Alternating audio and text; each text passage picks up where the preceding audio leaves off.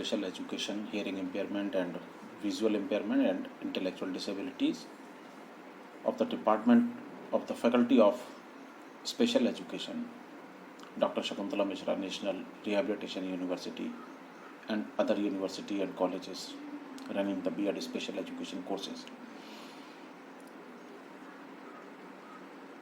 जिस तरह हम पिछले कुछ दिनों से क्लासेस को कंटिन्यू कर रहे हैं ऑनलाइन, उसी कड़ी में आज का लेक्चर स्पेशल पेपर BCD 207 यानी इंक्लूसिव एजुकेशन पर आधारित है। आज के लेक्चर में हम पिछले जो लेक्चर्स में हम टॉपिक्स कवर कर चुके हैं उनके आगे का हिस्सा हम कवर करेंगे। उम्मीद है कि ये आपको पसंद भी आएगा और अगर आप इसको मिस कर जाते हैं तो चिंता करने की बात नहीं है। आप मेरे YouTube चैनल एडुफोनिया पर भी जाकर इसको एक्सेस कर सकते हैं, वहाँ पर भी ये अपलोड हम बार बार कर देते हैं। तो उम्मीद है कि आप इसको ध्यान से सुनेंगे। Thank you. ठीक है, नमस्कार सभी को। आज के जो ऑनलाइन क्लास है आपका वही BCD 207 इंक्लूसिव एजुकेशन पर ही है। हम लोग फर्स्ट यूनिट के बारे में बात कर रहे थे और एक चीज के लिए मैं फिर से करेक्शन करना चाहूंगा कि कल मैंने जो अपना वीडियो अपलोड किया था उसमें शायद BCD 205 बोल दिया है गलती से, तो उसको ध्यान में रखिएगा। वो BCD 207 ही है, BCD 205 नहीं। मुझे उम्मीद है कि आप लोगों तक आवाज पहुंच रही होगी। Yes sir. ठीक, तो हम लोग अभी शुरू करते हैं अपना आज का विषय जो हमारा है वो है बैरियर्स इन इंक्लूसिव एजुकेशन, जो आपकी यूनिट 1 में सबसे आखिरी सब यूनिट है। बैरियर्स की जहां तक हम बात करें तो बैरियर्स से साफ पता चलता है कि किसी प्रकार की रुकावट, किसी प्रकार की बाधा। और ये बाधाएं कौन सी हो सकती हैं, कौन सी नहीं हो सकती है, ये आप लोग बहुत अच्छी तरीके से जानते हैं। इतने दिन हो गए आप लोगों को इंक्लूसिव एजुकेशन और स्पेशल एजुकेशन में पढ़ते हुए, तो ये इस बात का अंदाजा आपको जरूर होगा। लेकिन फिर भी कुछ चीजें ऐसी होती हैं जिन्हें हम बाधा के रूप में मानते भी हैं, कई बार हम नहीं भी मानते हैं। क्या उन्हें मानना चाहिए, नहीं मानना चाहिए, ये बहस का विषय और डिबेट का विषय जरूर हो सकता है। लेकिन ये सच है कि कई प्रकार की बाधाएं होती हैं। अच्छा, बाधाएं किस तरीके की हों, बाधाएं होनी क्यों चाहिए या क्यों नहीं होनी चाहिए, इस पर बात करें उससे पहले हम ये जान लें कि हमारे पास दो तरीके की टर्मिनोलॉजी है। एक है BFE बैरियर फ्री एनवायरनमेंट और एक है LRE लीस्ट रेस्ट्रिक्टिव एनवायरनमेंट। ये दो तरीके के शब्द हैं। जब हम कभी भी इन प्रकार के शब्दों के बारे में बात करते हैं तो हमारे पास में एक बड़ा अजीब सा कई बार स्थिति होती है कि भाई हम क्या बोलें और क्या कहें, कि जहां पर LRE है, LRE हम क्यों कहना चाहते हैं, BFE हम क्यों कहना चाहते हैं, वगैरह वगैरह। तो मैं आपको दो शब्द बता रहा हूं, उम्मीद है कि आप लोगों तक शायद शेयर भी हो रहा होगा, देख लीजिए।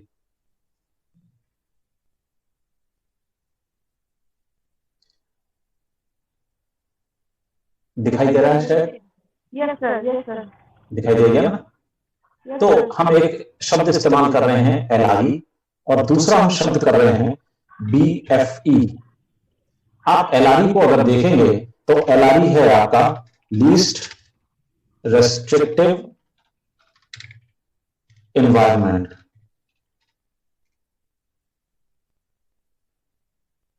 लीस्ट रेस्ट्रिक्टिव एनवायरनमेंट दिखाई दे रहा है? नो सर, नो सर, अभी? No sir. हाँ, मैं इसीलिए पूछ रहा हूं ना कि दिखाई देगा तब तक तो बताओ।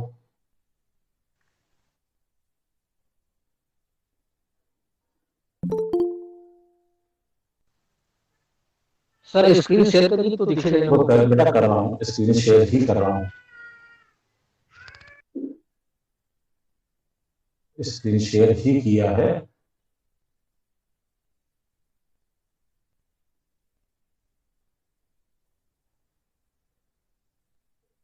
देखो नो सर।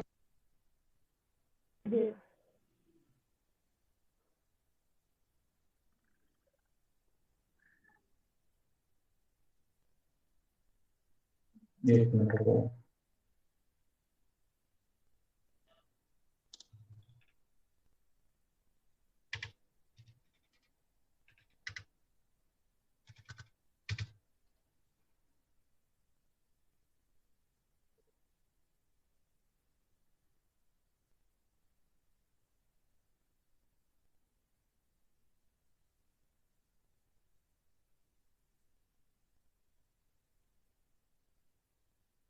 आ,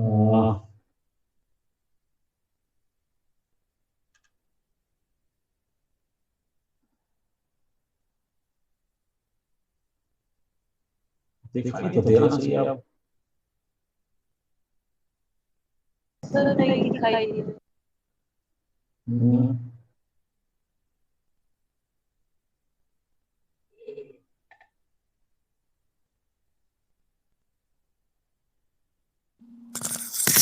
सर एक मिनट वंदना मैम की कॉल आ रही है मुझे। हाँ, देखो शायद अब दिखाई दिया। Yes sir. तो हम लोग जो बात कर रहे थे वो कर रहे थे लीस्ट रेस्ट्रिक्टिव एनवायरनमेंट LRE, और जो BFE है वो है बैरियर फ्री एनवायरनमेंट। ये दो अलग अलग चीजें हैं। अगर आप इसको ध्यान से देखेंगे तो यहाँ पर एक दिखाई दे रहा है हमारे पास LRE यानी लीस्ट रेस्ट्रिक्टिव एनवायरनमेंट और बैरियर फ्री एनवायरनमेंट। क्या होता है ये बैरियर फ्री एनवायरनमेंट और least restrictive environment? Barrier free environment को पहले हम देख लेते हैं। बैरियर फ्री एनवायरनमेंट जो है वो हमारे पास कुछ इस तरीके का है कि जब हम बात कर रहे हैं रिहेबिलिटेशन की, जब हम बात कर रहे हैं किसी ऐसे उसके पुनर्वास की, तब हम ये मान के चलते हैं कि बच्चों को किसी भी प्रकार की बाधाएं नहीं होनी चाहिए। सपोज एक व्यक्ति व्हील चेयर पर चल रहा है और व्हील चेयर पर उसको एक कमरे से दूसरे कमरे तक जाने के लिए बीच में आपने देखा होगा अक्सर चौखट वगैरह बनी होती है, कुछ मुंडेर टाइप की बनी हुई होती है। क्या वो व्यक्ति दूसरे कमरे में जा पाएगा ऐसी स्थिति में? या जहां पर शार्प कॉर्नर्स होंगे, कहीं सीढ़ियां होंगी कि नीचे उतरना या ऊपर चढ़ने के लिए व्हील चेयर वाला ले जा पाएगा? तो वो बैरियर हुआ उसके लिए। तो बैरियर फ्री होना चाहिए हमारा एनवायरनमेंट, बाधा रहित होना चाहिए, बाधाएं ना हो, वो सबसे बढ़िया वातावरण। लेकिन ये एक सोच हो सकती है, ये एक थियोरेटिकली पार्ट हो सकता है कि बैरियर फ्री एनवायरनमेंट हम बना लें। प्रैक्टिकली ये चीज संभव नहीं है कि बैरियर फ्री एनवायरनमेंट हो जाए। आप कोशिश कर सकते हैं, कोशिश करना कोई बुराई नहीं है, लेकिन ये कह देना कि 100% बैरियर फ्री एनवायरनमेंट है, ये शायद संभव ना हो। तब हम दूसरी स्थिति की बात करते हैं, हम बात करते हैं लीस्ट रेस्ट्रिक्टिव एनवायरनमेंट की। लीस्ट रेस्ट्रिक्टिव एनवायरनमेंट का मतलब होता है कि बाधाएं अपने न्यूनतम स्तर पर हों। लीस्ट रेस्ट्रिक्टिव, रेस्ट्रिक्शंस हो लेकिन कैसे हो? मिनिमम हो, लीस्ट हो। इसकी हिंदी क्या होगी मैं आप लोगों से पूछना चाहता हूं।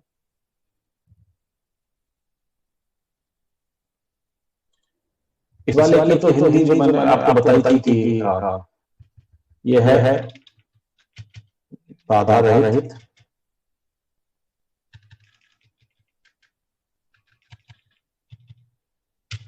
वातावरण।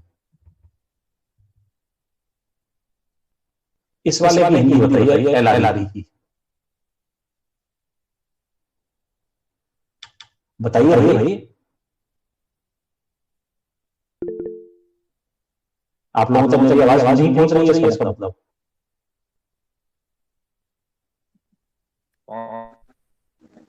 हेलो हेलो, सही है सर। जवाब कौन देगा?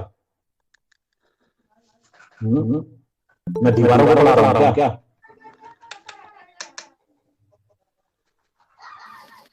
बताइए, लीस्ट रेस्ट्रिक्टिव एनवायरनमेंट के लिए बताइए। कम से प्रतिबंधात्मक। कम क्या? से प्रतिबंधात्मक। नहीं नहीं नहीं, इसकी हिंदी जो किताबों में दी हुई है वो है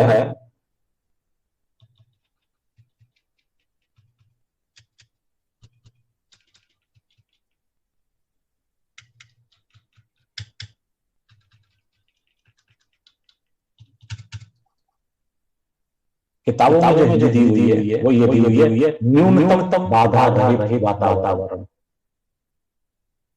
अब जरा ध्यान दीजिए, एक है बैरियर फ्री एनवायरनमेंट यानी बाधा रहित वातावरण, और दूसरा शब्द है न्यूनतम बाधा रहित वातावरण। इन दोनों में फर्क आपको पता चल रहा है? क्या फर्क पता चल रहा है? सर पहले वाले में तो सर आपने जो बैरियर का एग्जांपल दिया वो हो जाएगा सर, दूसरे वाले में सर वो बैरियर वाला एग्जांपल हो जाएगा सर। फर्स्ट वाले में सर उससे भी कम बाधा रहित वातावरण, न्यूनतम मतलब कम से कम, जितना कम हो सके। मेरे ख्याल में हिंदी आप लोगों की बड़ी कमजोर है, ऐसे देख लीजिए। बाधा रहित वातावरण आपको ये बताता है कि बाधाएं वातावरण में बिल्कुल भी नहीं है, ठीक। लेकिन जब बात आती है लीस्ट रेस्ट्रिक्टिव एनवायरनमेंट की, तो वो कहता है न्यूनतम बाधा रहित वातावरण, यानी वातावरण में बाधा रहित होना अपने न्यूनतम स्तर पर है। मतलब बाधा सबसे ज्यादा हो रही है यहाँ पे, ये बात उल्टी हुई जस्ट। अगर बाधा रहित होना न्यूनतम स्तर पर है तो इसका मतलब बाधा कितनी होनी चाहिए? कम। कैसे? बाधा रहित होना न्यूनतम है। बाधा रहित का मतलब समझ रहे हैं? बाधा ही नहीं, बिल्कुल भी ना हो बाधा। और बाधा रहित होना मतलब बाधा ही नहीं, लेकिन वो कौन से स्तर पर है? न्यूनतम स्तर पर। इसका मतलब बाधाएं ज्यादा है। उल्टी बात हो रही है यहाँ पे। इसकी हिंदी गलत है। इसकी हिंदी न्यूनतम बाधा रहित नहीं हो सकती थी, इसकी हिंदी होती न्यूनतम बाधा युक्त वातावरण, यानी बाधाएं अपने न्यूनतम स्तर पर हो। बाधा युक्त तो है, लेकिन बाधाएं कैसी हैं? अपने न्यूनतम स्तर पर हैं। और बाधा रहित अगर न्यूनतम है तो इसका मतलब है कि बाधा सबसे ज्यादा है। खैर, इस बात को, इस शब्द को बड़े ध्यान से समझ लीजिएगा। और चूंकि आप लोग जब लिखते हैं एग्जाम में तो उस चीज पर ध्यान रखिएगा। न्यूनतम बाधा रहित वातावरण पता नहीं किसने कहा होगा और वो चलता रहेगा। बाधा रहित से उन्होंने सीधे न्यूनतम बाधा रहित, जबकि वो कह रहा है लीस्ट रेस्ट्रिक्टिव। रेस्ट्रिक्शंस तो हैं लेकिन लीस्ट हैं। और असल में न्यूनतम बाधा रहित वातावरण से ये पता चलता है कि MRE मोस्ट रेस्ट्रिक्टिव एनवायरनमेंट वो हो पाता है। खैर, तो हमारे पास दो तरीके के वातावरण हम बना सकते हैं। पहला बैरियर फ्री और दूसरा LRE। बैरियर फ्री एक आइडियल सिचुएशन है जिसका होना ना होना पता नहीं है कैसे वो होगा, लेकिन LRE बनाना हमारे हाथ होता है और हम LRE का वातावरण निर्माण कर सकते हैं, इजीली कर सकते हैं। इसके लिए हमें कई सारी चीजों पर ध्यान देना पड़ेगा। वो कई सारी चीजें हैं जिनके बारे में बात कर रहे हैं। उसमें कई तरीके की बाधाएं हो सकती हैं। पहली हो सकती है फिजिकल, ठीक है, फिजिकल हो सकता है। इसके अलावा हमारे पास हो सकता है एनवायरमेंटल, उसके बाद होता है एटीट्यूडिनल। हो सकता है कि नहीं हो सकता है? एक होती है प्रोसेस की बाधाएं, एक होती है मैनेजमेंट की बाधाएं। तो हमारे पास कई तरीके की बाधाएं हमारे सामने आ सकती हैं, जिनमें फिजिकल भी है, एनवायरमेंटल भी है, एटीट्यूडिनल भी है, प्रोसेशनल या प्रोसेस से रिलेटेड है, मैनेजमेंटल हो सकती हैं या मैनेजरियल हो सकती हैं या मैनेजमेंटल हो सकती हैं या मैनेजमेंट से रिलेटेड हो सकती हैं। इस तरीके की कई प्रकार की बाधाएं हमारे सामने आ जाती हैं। जैसा कि आपके सिलेबस में दिया भी है, हम जब बात करते हैं मैनेजमेंट या प्रोसेस से संबंधित, तो प्रोसेस को हम एक चीज से और कह सकते हैं, हम इसे इंस्ट्रक्शनल भी कह सकते हैं। इंस्ट्रक्शनल भी कह सकते हैं, प्रोसेस या इंस्ट्रक्शनल। अब हम एक एक करके देख लिए बाधाएं हमारी होती कौन सी। हम फिजिकल बाधाओं की बात कर रहे हैं, फिजिकल को हम इंफ्रास्ट्रक्चरल भी कह सकते हैं। इंफ्रास्ट्रक्चरल भी है। फिजिकल या इंफ्रास्ट्रक्चरल हमारी बाधाएं कौन सी होती हैं? आप जानते हैं कि इंफ्रास्ट्रक्चरल से रिलेटेड का मतलब होता है कि हमारे अधोसंरचना या जो हमारा फ्रेमवर्क है उससे रिलेटेड कोई चीज होना, जैसे बिल्डिंग से रिलेटेड होना, जैसे स्कूलों में अंदर जाने से, चलने फिरने और काम करने से रिलेटेड जो हमारी बाधाएं हो सकती हैं, वो सारी चीजें, जैसे स्कूलों में रैंक नहीं है, स्कूलों में लिफ्ट नहीं है, स्कूलों में सीढ़ियां बनी हैं, क्लासेस कुछ हमारी फर्स्ट फ्लोर पे, सेकंड थर्ड फ्लोर पे चलती हैं, कुछ ग्राउंड पे चलती हैं। ब्लाइंड बच्चों को मुड़ने के लिए कोई गाइडेड ट्रेल्स नहीं दिए हुए हैं। वो चलने फिरने से रिलेटेड हो सकता है कि चलते चलते कहीं टकरा जाए। हो सकता है ब्लाइंड बच्चों से रिलेटेड हमारे पास में चीजें नहीं है, तो कोई चल रहा है, वो भी काम है। दूसरे डेफ बच्चों से रिलेटेड भी हमारे पास में कोई सुविधाएं नहीं है। कौन कौन सी सुविधाएं ऐसी हो सकती हैं जिन्हें हम करना चाह रहे हैं, जो हमारी बाधाओं में आती है? सबसे पहली चीज, एक कमरे से दूसरे कमरे में जाने के लिए अगर फर्श हमारी एक दीवार जैसी या बेड जैसी या एक बाधा बनी हुई है जिससे कि बच्चा अपनी व्हीलचेयर लेकर कमरे से दूसरे कमरे में नहीं जा पा रहा, तो ये हमारी इंफ्रास्ट्रक्चरल बैरियर है।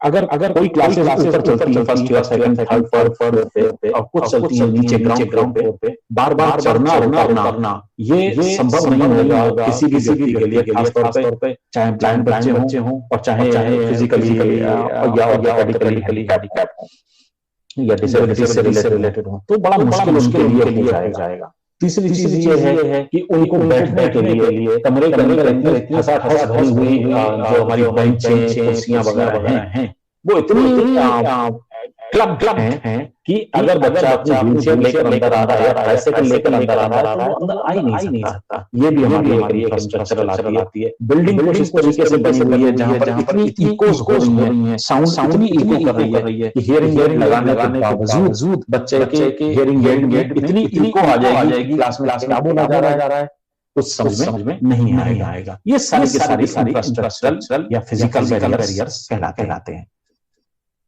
दूसरे बैरियर्स कहलाते हैं हमारे environmental barriers. Environmental barriers basically आप कंट्रोल बड़ा मुश्किल से कर पाएंगे। जैसे अक्सर स्कूल वगैरह हैं या कॉलेज हैं वो सड़क के किनारे हैं। अब सड़क हो सकता है कि बहुत ही हैवी ट्रैफिक वहां से लगातार गुजरता रहता हो, तो पीं तरीके की आवाजें वहां से आ रही हैं, तो आप क्लास में क्या पढ़ाया जा रहा है आप समझ नहीं पा रहे हैं। कई बार आपने देखा होगा ऐसे स्कूल हैं जिनकी दीवारें, जिनके खिड़की और दरवाजे बाहर मेन रोड की तरफ खुलते हैं। तो ये एक एनवायरमेंटल टाइप की चीजें हो जाती हैं जिससे कि हम बड़ा नहीं कर पाते। अक्सर आमतौर पे जैसे कई स्कूलों ने बनाया तो बड़ा दूर है। मैंने तो एक ऐसा स्कूल देखा है तो वो स्पेशल स्कूल डेफ बच्चों के लिए, और बड़ा अच्छा उन्होंने बनाया, लेकिन कहाँ बनाया? बिल्कुल एयरपोर्ट से लगा हुआ। अब सोचो आप, जो हवाई जहाज रोज में 10-20 बार उतार रहे हैं, उनके इतना भयंकर शोर आता है वहां पर कि उनकी समझ में नहीं आता कि बच्चों को पढ़ाया क्या जा रहा है। हालांकि टीचर्स का बड़ा जवाब था जब मैंने पूछा, मैंने कहा यार आपने ये स्पेशल स्कूल यहाँ पे बना दिया बच्चों के लिए, लेकिन आपने ये नहीं देखा यार कितना यहाँ पर हवाई जहाज का शोर आता है। तो बोले क्या पड़ता है सर, ये सब है सुनाई देता है। आपने कहा बहुत अच्छी बात है, आप जैसे लोग हो जाए 2-4 से तो मजा आ जाएगा। तो कहने का मतलब है कि इस तरीके के लोग हैं। अब बात आती है एटीट्यूड। तो जो ये मैंने कहानी आपको बताई, इससे हमारे टीचर का क्या पता चल रहा है? एटीट्यूडनल बैरियर ये खत्म करना इंक्लूसिव एजुकेशन का सबसे बड़ा उद्देश्य है। एक तो मैं तुम लोगों से हूं बड़ा परेशान, कोई आदमी ऑन करो जरा ये माइक और बाकी सब लोग सुनो। कोई आदमी माइक ऑन कर लो। मेरी आवाज सुनाई दे रही है? हाँ हाँ। अब मैं आपको बता रहा हूँ, मैं आप लोगों से एक तो बड़ा परेशान हूँ। क्यों पूछो। क्यों सर? हाँ, ये असली बात है। एक तो तुम्हारे यहाँ सब तरीके के बच्चे हैं। एक तो जो सुनते हैं, जो देखते हैं, कुछ ऐसे हैं जो नहीं सुनते, कुछ ऐसे हैं जो नहीं देखते हैं, कुछ की समझ में नहीं आता, कुछ का कुछ समझ में आ जाता है। मेरे सबसे बड़ी परेशानी है कि यार मेरे को पढ़ाना पड़ रहा है, तुम्हें पढ़ा के मुझे क्या मिलेगा? अब जो ये मैंने बात कही आपसे अभी इससे आप मेरे बारे में क्या अंदाजा लगाओगे? बताओ। यही तो लगाया कि एक टीचर ऐसा कैसे सोच सकता है। यही लगाओगे ना। अब ये बात मैंने डायरेक्ट से नहीं कही, ये बात मैंने किसी और से कही तुम्हारे बारे। और ये बात लोगों को पता चल गई किसी भी तरीके से, तब क्या अंदाजा लगाओगे? सर ये सोचेंगे कि सामने से नहीं, मतलब पता नहीं क्या पढ़ाना चाहते हैं, नहीं पढ़ाना चाहते हैं, क्यों हमसे एकदम से ऐसे कह दिया कि साहब हमसे बड़ा परेशान है। ये थोड़ा मेरा एग्जाम्पल देने का तरीका है। मैं कह नहीं रहा हूँ, मैं एक एग्जाम्पल दे रहा हूँ, समझे? अब इसका मतलब ये हुआ कि अगर टीचर ये बोलना शुरू कर दे, जैसे मैंने थोड़ी देर पहले मैंने एक एग्जाम्पल दिया, अरे साहब हवाई जहाज के नजदीक सुनाई देता है।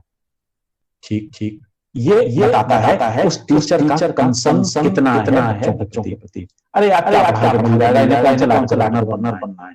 ये पता चलता है उस व्यक्ति की थॉट्स क्या हैं तुम्हारे प्रति। देखो मैं टाइम पे समय लेता हूँ क्लास, मेरी क्लास में 2 मिनट भी लेट आया तो मार के भगा दूंगा, मार भगा दूंगा। ये व्यक्ति का एटीट्यूड बताता है कि वो किस तरीके से फेस करता है या किस तरीके से बच्चों को डील कर रहा है।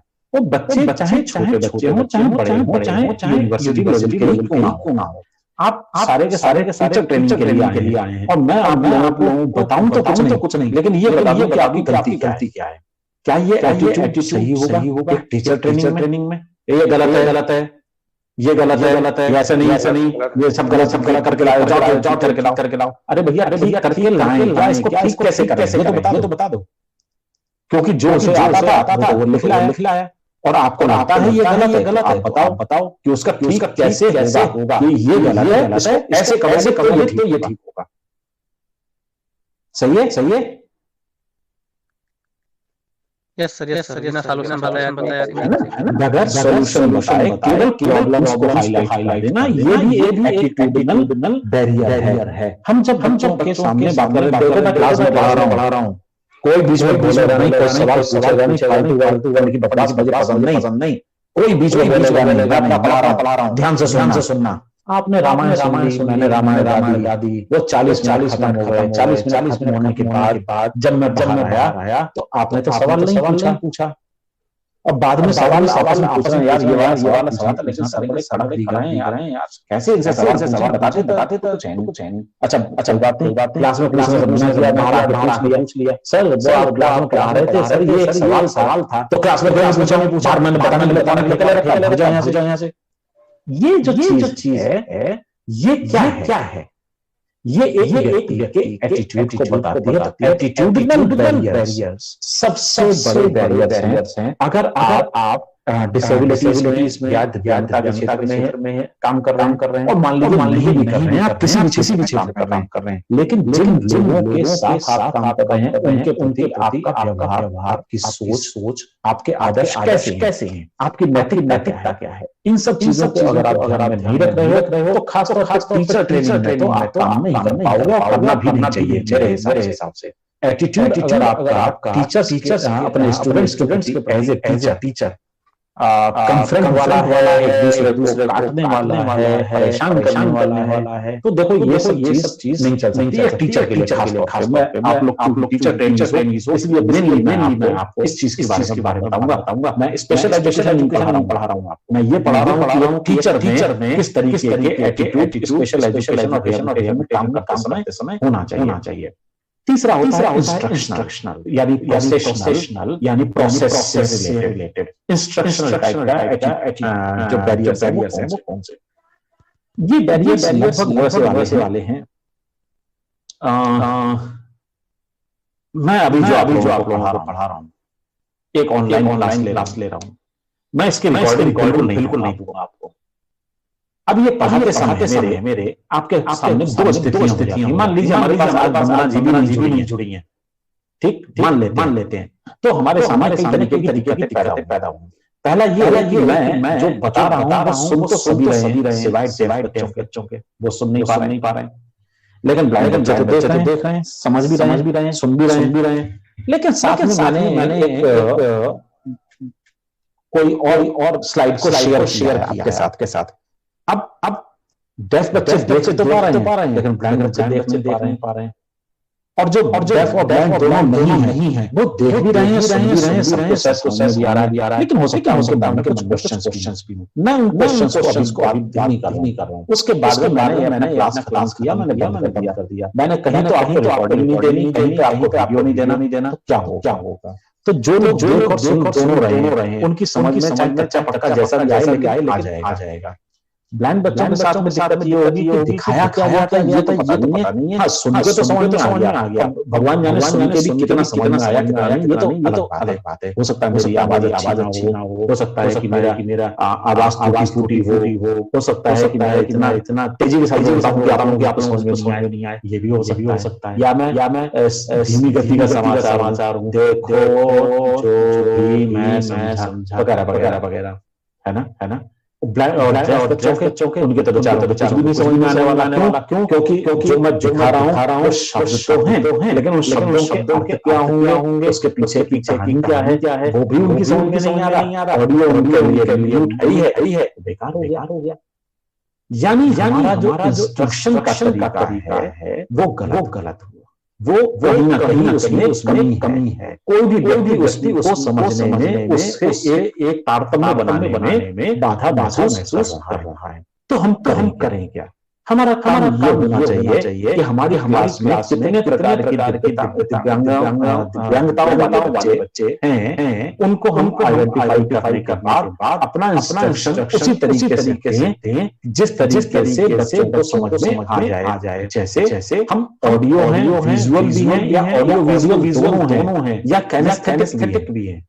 मैंने परसों बताया था कुछ ऑडियो लर्नर्स होते हैं, कुछ विजुअल लर्नर्स होते हैं, कुछ काइनेस्थेटिक लर्नर्स होते हैं, यानी काम करके सीखते हैं। हम किस तरीके का इंस्ट्रक्शन दे रहे हैं? तो ठीक है, मैंने एक असाइनमेंट दे दिया। मैं एक असाइनमेंट देता हूँ कि हमारे कितने प्रकार के बैरियर हो सकते हैं क्लासरूम में, सब लाएंगे। तो जो बच्चे सुन सकते हैं और देख सकते हैं वो तो भाई टाइप करके ले आएंगे।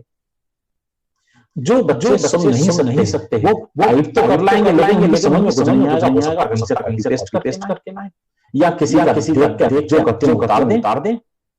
साथी ने किसी बना लिया उतार देंगे। ब्लाइंड बच्चों के साथ में दिक्कत ये है, या तो ब्रेल में ले लाएंगे, और अगर ब्रेल नहीं आती है जो कि मुझे नहीं आती है तो मैं उनका चेक कैसे करूंगा, मैं उल्टे सीधे नंबर दे दूंगा। मेरे लिए भी एक मुसीबत है। अब वो पूछेंगे कि भैया कैसे करूं? तो हमारा इंस्ट्रक्शन में जो मॉडलिटी चाहिए, इंस्ट्रक्शन की जो आधार होना चाहिए, वो हम किस तरीके से रख सकते हैं। मैं पहला काम ये कह सकता हूँ कि देखो मैं एक असाइनमेंट दे रहा हूँ, उस असाइनमेंट को सभी लोग करके लाएंगे। जो लोग सुन सकते हैं वो लोग लिख कर या टाइप करके मुझे सबमिट कर दें। नंबर एक, जो लोग नहीं है यानी बच्चे हैं वो एक काम करें कि इस असाइनमेंट को समझ लें अच्छे तरीके से, और समझने के बाद वो अपना एक शॉर्ट वीडियो बनाएं, और उस वीडियो में साइंस से इस सवाल का जवाब इस असाइनमेंट को प्रेजेंट करें, वीडियो रिकॉर्ड करके मुझे सबमिट करें। तीसरा, जो ब्लाइंड बच्चे हैं उनके लिए ये तरीका हो सकता है कि भाई आप लोगों को मैं ये दे रहा हूँ कि अगर आप ब्लाइंड और ब्रेल जानते हैं, या तो आप ब्रेल में मुझे कर दीजिए, या दूसरा तरीका ये है आप अपना एक ऑडियो रिकॉर्ड दीजिए जिसमें आप अपने असाइनमेंट को पूरा प्रेजेंट कर दें, वो ऑडियो फाइल मुझे दे दीजिए। तो क्या हुआ मेरे साथ में, ये इंस्ट्रक्शन बहुत क्लियर है कि ब्लाइंड बच्चे क्या करेंगे, डेफ बच्चे क्या करेंगे और नॉर्मल बच्चे क्या करेंगे। अब ये तीनों के असाइनमेंट जब मेरे पास आएंगे, मेरे पास पूरी छूट है, मैं उसको किस तरीके से चेकआउट करूंगा और चेक करने के बाद उन्हें नंबर दे दूंगा। तो ये इंस्ट्रक्शन ज्यादा बेहतर है, एक सीधा सा मैं दे दूं, सब लोग असाइनमेंट करके लाओ। अब बच्चों के सामने मुसीबत आ गई, भैया करेंगे हम कैसे करें, ब्लाइंड है तो कैसे करें। ठीक, तो बेहतर इंस्ट्रक्शन कौन सा हुआ बताइए। जिसको जो सुगम लगे, ब्रेल वाले ऑडियो वाले टाइप करके या साइन लैंग्वेज में वीडियो बना करके। बिल्कुल इसको कहते हैं डिफरेंशिएटेड इंस्ट्रक्शनल मेथड, यानी डिफरेंशिएटेड इंस्ट्रक्शंस या इंस्ट्रक्शनल फ्लेक्सिबिलिटी। इंस्ट्रक्शनल फ्लेक्सिबिलिटी अगर नहीं है आपके पढ़ाने में तो आप इंक्लूसिव एजुकेशन में पढ़ा नहीं पाओगे, क्योंकि ये बाधा उत्पन्न करेगा लर्नर्स के सामने वो करें तो करें और फिर वो ऐसी स्थिति में आप करते रहेंगे। ऑनलाइन चल रही है तो और ऑफलाइन चल रही है तो पास बेचारे आते रहेंगे पूछने के लिए। आपका इंस्ट्रक्शन क्लियर नहीं है। आमतौर पर हम लोग क्या करते हैं, आपको एग्जांपल दे देता हूं। अभी आप लोगों ने शायद पता नहीं झेला है कि नहीं, मुझे नहीं पता, लेकिन हो सकता है वाले समय में आप लोगों को ये सब चीजें देखनी पड़े। एक क्वेश्चन पेपर हम लोग बनाते हैं और क्वेश्चन पेपर में हम लिख देते हैं राइट।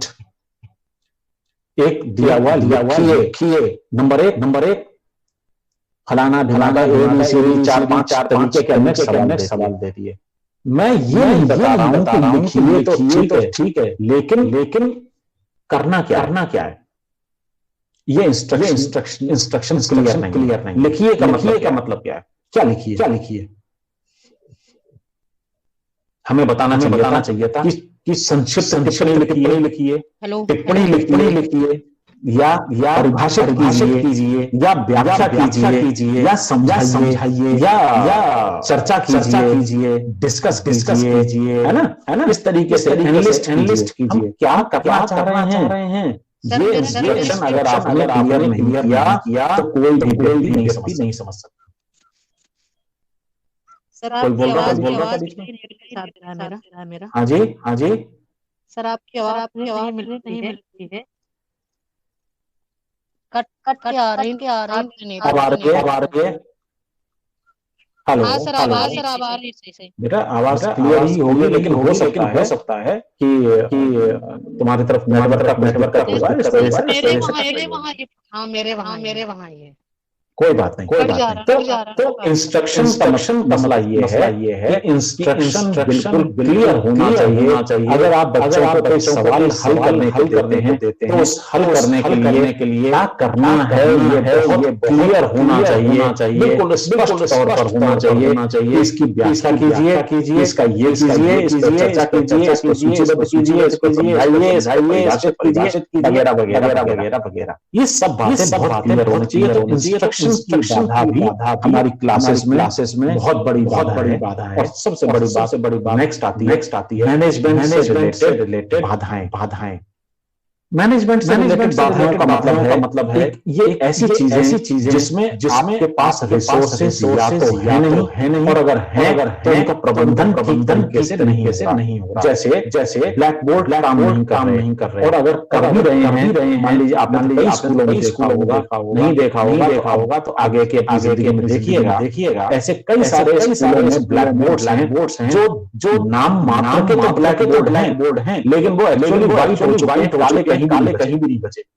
उनके ऊपर अगर कहीं से रोशनी आती है तो इतनी चमक पड़ती है कि लिखा हुआ सामने बैठे समझ में आता ही नहीं है कि लिखा क्या है। उस पर एंगल ऐसा बन जाता है कि लाइट का चमक पड़ती है। तो ब्लैक बोर्ड होना चाहिए। अगर वहां पर रोशनी उस पर असर डाल रही है तो सोर्स को या तो आप बंद कर दीजिए, पर्दा लगा दीजिए, कागज लगा दीजिए, कुछ भी कर सकते हैं। तो रिसोर्सेस तो हैं, लेकिन रिसोर्सेस का ठीक नहीं हो रहा।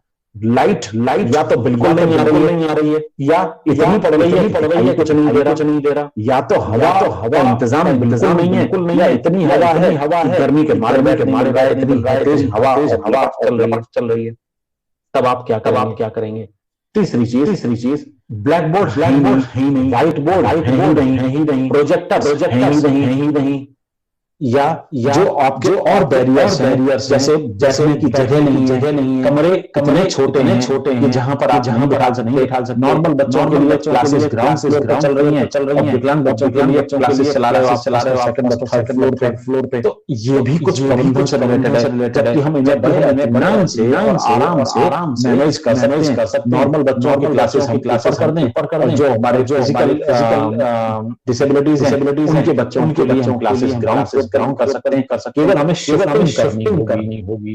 तो ये मैनेजमेंट से रिलेटेड होता है। दूसरा हमारा कितना इनकम है, उसके हिसाब से हम कितना पार खर्चा कर रहे हैं रिसोर्सेज को जुटाने में, रिसोर्सेज को मेंटेन करने में, रिसोर्सेज को क्रिएट करने में और उनको इस्तेमाल करने में। ये भी एक हमारे सामने बाधा है, जिसके लिए हमें कि ना केवल टीचर्स बल्कि स्कूल के मैनेजर, स्कूल के प्रिंसिपल को, स्कूल के मैनेजमेंट या और कहीं भी जो स्कूल या इंस्टीट्यूट या यूनिवर्सिटी कोई भी हो सकता है, उन सब लोगों को भी समझना पड़ेगा, उन्हें भी इसका एक होल्डर बनाना पड़ेगा। तब हम जाके लीस्ट रेस्ट्रिक्टिव एनवायरनमेंट का निर्माण कर पाएंगे। ध्यान रखिए, फिर से एक बार मैं जहां से शुरू किया था वहीं खत्म करूंगा कि बैरियर फ्री एनवायरनमेंट बनाना हमारे लिए एक आइडियल सिचुएशन है, लेकिन प्रैक्टिकली संभव है कि हम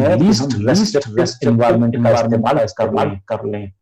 अगर मान लीजिए कोई बिल्डिंग ऐसी बनी हुई है जहां पर हवा चलती ही है, सड़क के किनारे बनी हुई है ही, वहां से शोर आता ही है, तो हम क्या करें? बैरियर फ्री एनवायरनमेंट बनाने का मतलब पहले तो बुलडोजर चलवा दें उसके ऊपर, और फिर उस स्कूल को ले जाके कहीं और बना रहे जहां पर कहीं से शोर ना आता हो। तो क्या ये संभव हो सकता है? ये संभव नहीं है। तब हम क्या करें? ऐसी स्थिति बाहर के शोर को कम करने के लिए हम बहुत सारे काम कर सकते हैं। जैसे हम पक्के निर्माण के साथ जो अपनी बाउंड्री वॉल पर किनारे बहुत सारे पेड़ लगवा दें। पेड़ लगवाने से फायदा हमारा ये होगा, उस दिन तो नहीं होगा, लेकिन कुछ सालों बाद जब पेड़ बड़े हो जाएंगे, पेड़ आवाजों को, बाहर से आने वाले शोर को दबाते हैं, सोख लेते हैं, अपने पास में अब्सॉर्ब करते हैं। ग्रास लगवा दीजिए, घास लगवा दीजिए, मिट्टी बिछा दीजिए, अंदर बल्कि जो आपका वो है उसमें मोटे पर्दे बनवा लीजिए, या कमरों के अंदर आप थर्मोकोल की वो करवा लीजिए, जिससे बाहर का शोर कम से कम अंदर आए। आप बिल्कुल तो नहीं रोक सकते। इसीलिए मैंने कहा barrier free environment ideal situation है, लीस्ट रेस्ट्रिक्टिव एनवायरनमेंट हमारे लिए बनाना ज्यादा इजी और हमारी प्रायोरिटी होना चाहिए। तो इसके आधार पर आज आपका यूनिट वन खत्म होता है। ठीक है। ये आपका आज का जो हमने खत्म किया। आपका जो चल रहा था अभी वो था इंट्रोडक्शन टू इंक्लूसिव एजुकेशन। तो ये क्लियर होता है। अब हम आगे दूसरी चीजों पर बात करेंगे। उससे पहले मैं आप लोगों से जरूर चाहूंगा कि पॉलिसीज एंड फ्रेमवर्क्स के ऊपर इंक्लूसिव एजुकेशन से रिलेटेड चीजें इनके बारे में पढ़ के आइए। यूडीएचआर और world declaration for education for all, इसके बारे में थोड़ा सा पढ़िए, क्योंकि पढ़ने के बाद ही आपको समझ में आएगा। मेरे बताने से शायद समझ में नहीं आ पाएगा उतना।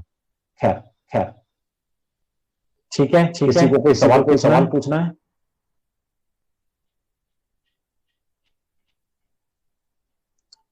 किसी को कोई सवाल पूछना है?